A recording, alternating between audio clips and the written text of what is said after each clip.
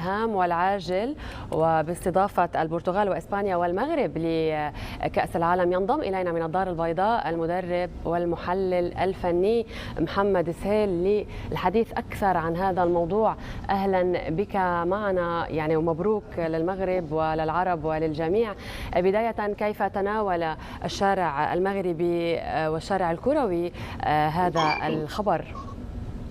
خبر لا يمكن أن يكون خبر سعيد جدا، خصوصا أنه زفه ملك البلاد صاحب الجلالة قبل قليل، وهو أمر يسعدنا كثيرا، يسعد الدول العربية لفترة طويلة، والعرب لا ينظمون. الآن سيكون لثاني مرة وعلى التوالي بعد التنظيم الرائع لدولة قطر. هذا أمر رائع جدا. مونديال سيكون إن شاء الله رائع، خصوصا أنه لأول مرة أيضا دولتين من قارتين أو ثلاث دول، دولتين من قارة ودولة من قارة مختلفة ما بين افريقيا واوروبا. هناك اشياء كثيره في هذا المونديال تعتبر شيء جديد، والصراحه الامر يسعدنا كثيرا، الشعب المغربي سعيد، وسعيد ايضا بالتهنئه التي اصبح يحصل عليها منذ فتره الان. قبل قليل تهنئه كثيره من اصدقاء الشعب المغربي. وصراحه هذا ما حدث اليوم هو اعتراف بمكانه هذا البلد بالتطور الكبير الذي يعرفه المغرب، حتى ليس فقط كره القدم بل على جميع المستويات. وفي كره القدم خير دليل على التطور الكبير، بالاضافه الى نجاح الانديه المغربيه، ايضا نجاح المنتخب، النجاح الكبير الذي حققه في المونديال الاخير، مونديال قطر، المونديال الذي سيظل خالدا بالانجاز العربي، لا على مستوى التنظيم ولا على مستوى نجاح المغرب ووصول الى نصف النهائي. شغله اخرى ايضا تثبت انه المغرب بلد كره القدم هو الحضور الجماهيري والتميز الكبير للجماهير المنتخب المغربي، وايضا جماهير الانديه المغربيه. كل هذه العوامل اتصور ساهمت في ان يمنح المغرب مع اسبانيا ومع البرتغال جيرانه شمال المملكه شرف هذا التنظيم. أيضا سنشهد مونديال آخر على أرض عربية كما قلت. هل برأيك، طبعا المنتخب المغربي ذهب بعيدا جدا في المونديال القطري، هل برأيك اليوم وهو يلعب على أرضه هل سيشكل ذلك ضغطا بالنسبة إليه أم بالعكس حافز أمام جماهيره؟ ممكن نقال انه هذه النقطة ممكن ان نتكلم على وجهتين، الواجهة وهي الدعم الجماهيري ممكن ان يكون مؤثرا، لكن في الجهة الاخرى ايضا سكين بحدين. هذا الذي اريد ان اوصله. الامر لن يكون سهلا، لان الرغبة في تقديم اداء جيد قد تكون ايضا مع الضغوط، قد تخلق ضغوطات للاعبين، لكن ممكن ان نرى ايضا من الجانب الاخر وهو انه هذا المنتخب كان خارج البلد واستطاع بدعم جماهيري ان يقدم شيء الكثير، فممكن ايضا ان تكون هذه فرصه للذهاب ابعد مما وصل اليه المنتخب، وتكون ايضا فرصه للمنتخبات العربيه التي سوف تشارك ان تحظى ايضا بالدعم الذي حظي به منتخب المغرب وهو يلعب على ارض عربيه، ارض قطر الرائعه. كابتن محمد، مرحبا بك مرة أخرى.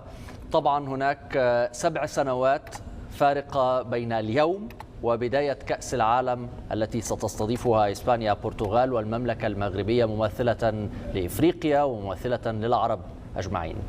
لكن السؤال الأهم، ما هي أهم الخطط الموضوعة من قبل القائمين في المملكة المغربية لتطوير البنى التحتية والملاعب التي ستستضيف مباريات هذه البطولة؟ المتابع للمملكة المغربية يلاحظ أن الرغبة في تنظيم العالم كأس العالم كانت منذ فترة طويلة جدا. كنا من أوائل الدول العربية التي طالبت بالتنظيم، ولكن خلال تلك الفترة لم يكن المغرب جاهزا بالشكل المطلوب.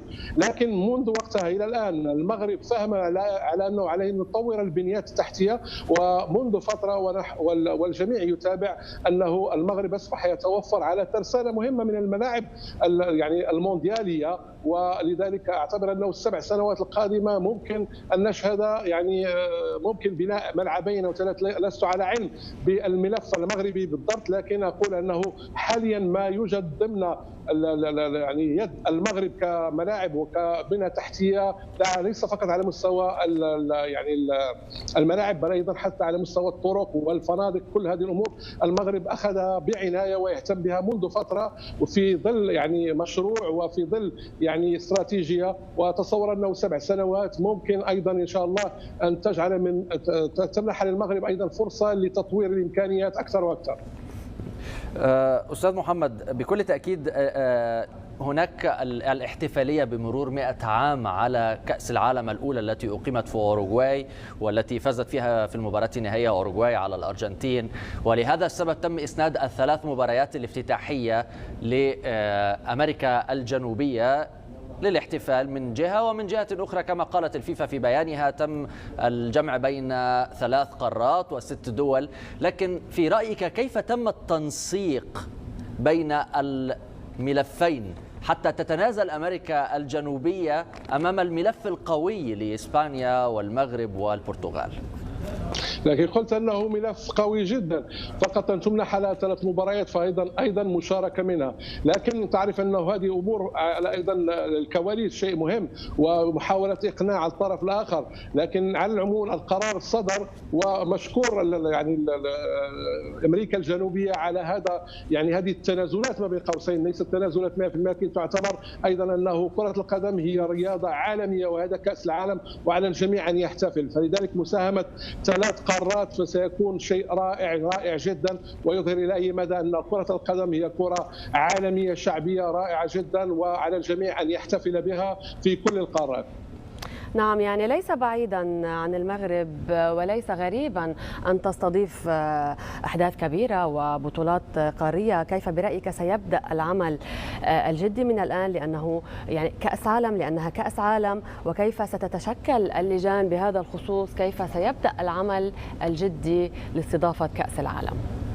العمل موجود، لكن كما أشرت العمل الجدي ابتدأ الآن، لأنه لا يمكن أن تمنح دولة شرف التنظيم وهي غير جاهزة. ممكن القول على أن المغرب ممكن جاهز 80%، والسبع سنوات ستسمح له بأن يكون جاهزا 100%. المشروع ابتدأ منذ فترة طويلة، والملاعب الآن الحمد لله موجودة، وممكن إضافة كما قلت ممكن ملعب أو ملعبين، أو ربما أنه تم اختيار ال4 ملاعب. أتصور أنه الدار البيضاء ومراكش والرباط وطنجة، يعني ولدينا ايضا اكادير، لدينا ملاعب كثيره، وال7 سنوات كافيه لتطوير الامور اكثر واكثر وتهيئ المغرب ليكون مستعدا 100%. اقول المغرب مستعد ممكن 80-90%، لكن لو لم يكن مستعدا ما كان تم اسناد شرف التنظيم. لذلك ال7 سنوات ان شاء الله كفيله بان تجعل المغرب يطور نفسه اكثر واكثر.